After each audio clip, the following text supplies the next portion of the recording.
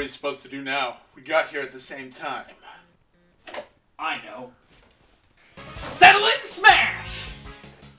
Okay, let's do this. Alright. No! He even gave me 10 favorite new things from Super Smash Bros. 3DS! An opinion piece.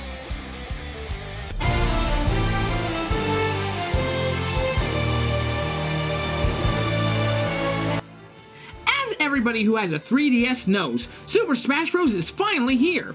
At first, I was a little skeptical about how Smash would be on a portable device, but all of my fears were quickly put to rest within an hour of picking this game up. It's fast, responsive, and has a boatload of fun new characters. While I was playing it, I knew I would have to make a top list about it. But what? Stages? Characters? Items? To be honest, I did lists like that for Brawl and thought I should focus only on new things. But I couldn't really pick 5 from each of those categories. But then it hit me like a well-placed smash attack.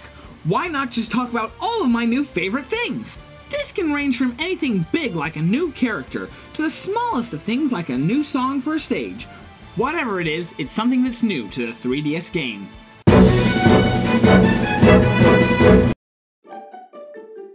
The costumes. For the most part, costumes in the Smash games have been merely palette swaps and nothing more, but this game actually went above and beyond the Call of Duty.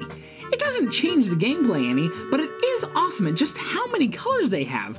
But some of them are game-specific ones, like Shiny Greninja and the X and Y protagonist's hats on the Pokemon. But my personal favorite is Fierce Deity Link. Now I shall be as powerful as the Link that defeated Skull Kid. Come at me, pathetic mortals. Oh crap, turns out it's purely cosmetic! But my favorite costume changes are the one where the sprite fully changes, like the female versions of the Villager and Robin. I especially like how Omar's costumes are the 3 Pikmin 3 protagonists, Alf, Brittany, and my personal favorite, the sexy Charlie.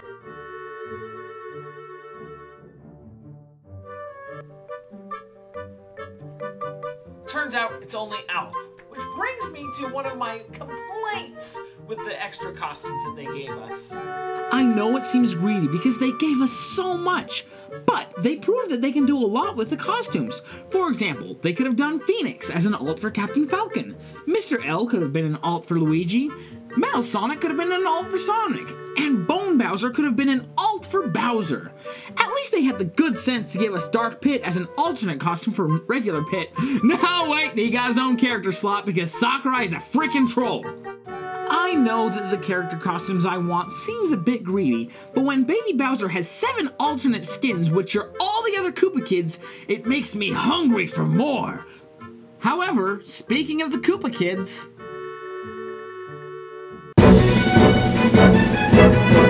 I'm not a huge fan of Baby Bowser, which is why he's slowest on my list. But when I was shooting Let's Plays for the game, I asked people to suggest who I should play as, and I got a request to play as Iggy at an intensity of 7.3. Well, I didn't want to disappoint, so I trained as Iggy for a good long time and then shot the Let's Play.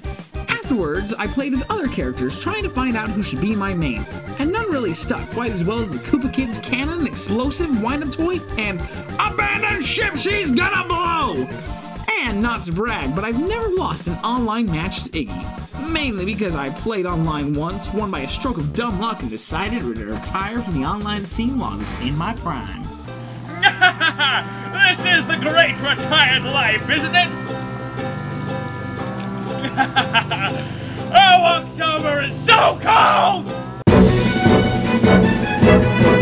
This is an artful stage. Rosalina's reveal trailer was one of the most stunning videos I have ever seen. But this stage is a ton of fun. I love stages that twist and turn and occasionally have the environment of the stage try and kill you, and this tour through the most infuriating Mario Kart stage is just the way it should be. I just wish that occasionally while playing Mario Kart you'd have to watch your driving because a smash fight would be happening right in front of you. Holy crap! The SS Dolphin is an incredibly powerful bomb that I love using, and it has a lot of kill potential. When you grab it, you throw it straight down and it blasts off, and I've gotten a fair share of kills by it hitting the foe up and up until they KO at the top of the screen. But When you throw it, you play the waiting game about 5 to 10 seconds after launch. It comes back down in a devastating KO that will do a ton of damage, if not KO the opponent. The good news is it's one of the few bombs that won't hurt its user, so you can just stand in the area and spam taunts to try and draw your opponent in for a well-deserved KO. Bad news is that Olimar now only has 30 days to rebuild the Dolphin until he suffocates.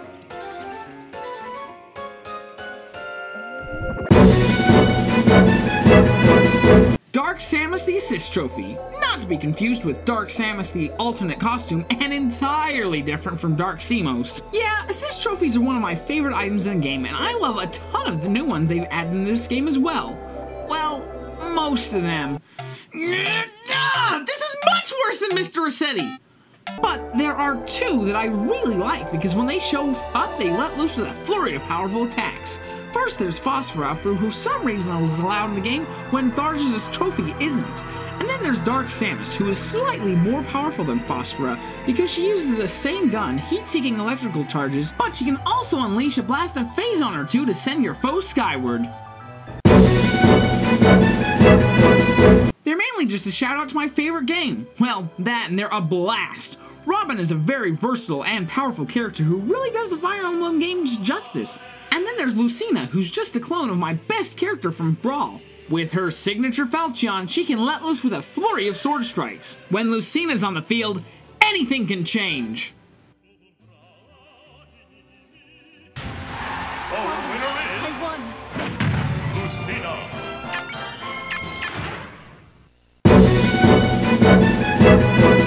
Oh mama, I have got to get me one of these! Now, while the beam sword gives your character the added benefit of making you look cool, this gives you the ability to kill anyone you face.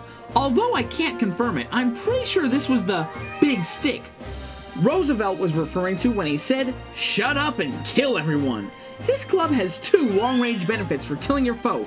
The first is how incredibly long it is, so every swing reaches about 8 feet in front of you, and if your foe is further than that, it lets loose with a 10-foot high whirlwind pillar.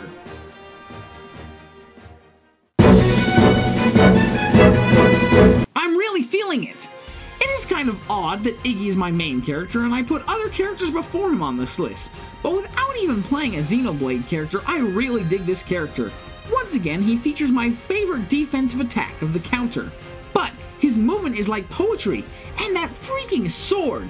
It's no secret that I am enamored by sword-wielding characters, but when you swing your sword and it doubles in length by shooting out a second laser sword, that's an epic win in my book. My only complaint is that when you fight him on Classic Mode, you are transported to the worst design level in Nintendo history. What is this? Who said this was okay? Was it the same idiot who gave Dart Pit his own character slot? The stage, I'm not really feeling, but Shulk, I'm really feeling it! Originally, my favorite stage was going to be the Spirit Train, but as I played it so I could write what I liked about it, I realized it's not too special. I do like the high-speed nature of the stage, but after I played on Paper Mario for a little while, I realized it was my favorite stage, and I've never played a Paper Mario game. But I love the stage. It's one of those stages that transitions through different areas to show off the game. And I really don't like them because the transitions are so unnatural, but Paper Mario does it seamlessly. The first part of the stage, you're at a windmill, duking it out, and then eventually in the background a fan turns on, and it's a wind tunnel! This makes for an amazing fight. Not only are you trying to survive the gale force winds, but trying to land a good hit or two on your opponent. Soon the world transitions to a pirate ship, and huge waves are pelting the ship as you fight. The ship isn't too unique, but I love ship levels. In my opinion, they are the perfect place for a Smash Bros. Fight. And then the ship sinks into the sand and you have a fight on Bowser's castle. The Bowser head in the middle makes an amazing set piece, because at any time it can slam its mouth shut, highly damaging anyone standing on the inside, and then it starts spinning around, which makes the fight extremely complicated. And then everyone starts falling off the level, and right before you die you land back at the windmill area to go through it again and again until the match ends.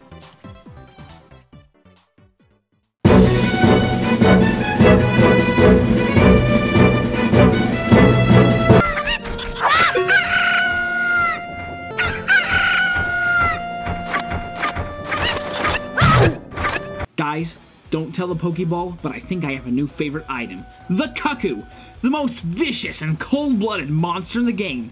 even more so than the sociopathic villager.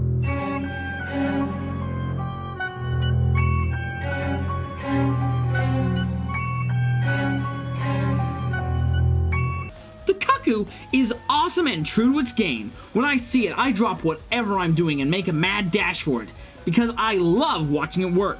You pick up this pint-sized monster and toss it a foe. If it connects, you may as well grab some popcorn because this gonna be good. Because the cuckoo calls all of its buddies in for a 10-second blood frenzy!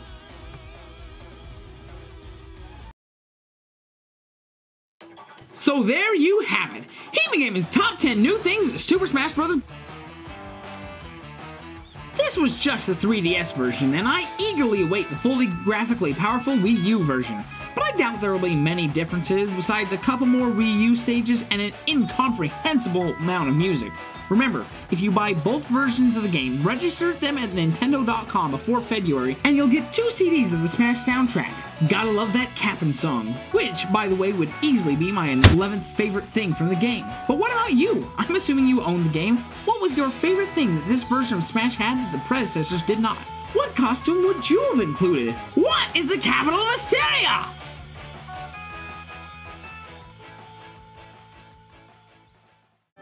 Well, if you look at that, it's one of the survivors who made it to the end slate. I may as well tell you about some more videos I've made. Even though it's really dated, one of my earlier videos, it's not that good, I still think it's pretty good and relevant. The top 10 items in Brawl. Another one that actually featured Brawl quite heavily was my top 10 soundtracks. I guess it wasn't really heavy. Here's another top 10, my most recent video, the top 10 cats in video games. And, since this is the new 3DS version, I may as well tell you to watch some of the Let's Plays.